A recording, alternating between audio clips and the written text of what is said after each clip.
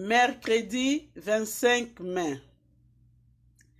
Jésus leur dit, c'est ici l'œuvre de Dieu, que vous croyez en celui qui l'a envoyé. Jean 6, verset 29. Le salut et la souffrance.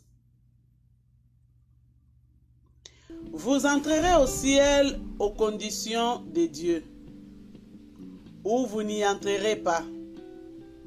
Vous serez sauvés par la foi au sang de Christ et par nul d'autre moyen.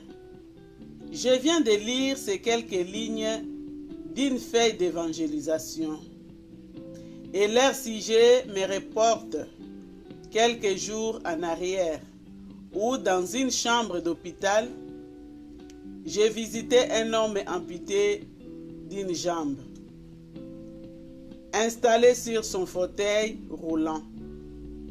Après un court entretien sur divers sujets, je lui parlais des consolations de l'Évangile, de l'amour de Dieu qui prend l'homme dans sa misère et lui donne une espérance pour le ciel.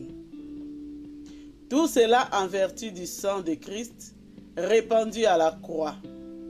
Pour autant que l'homme pécheur accepte par la foi la nécessité impérative d'un tel sacrifice pour être justifié devant Dieu.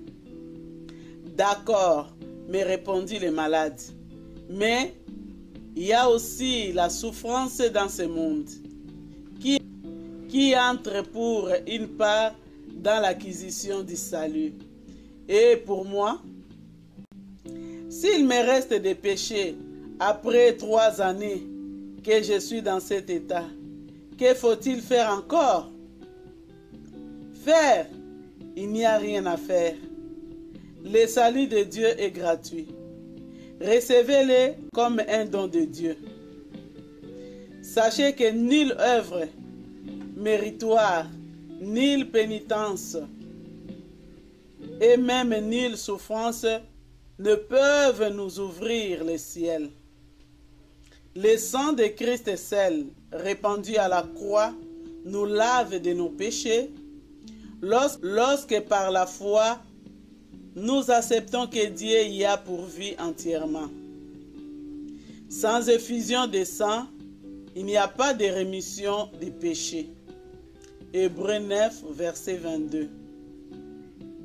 Pourquoi donc la souffrance alors? Dieu la permet comme un moyen pour réveiller nos cœurs endurcis, éloignés de lui. Elle est aussi, comme l'a dit quelqu'un, le grand moyen que Dieu emploie pour nous faire saisir les choses à venir et nous détacher de celles qui sont présentes. Crois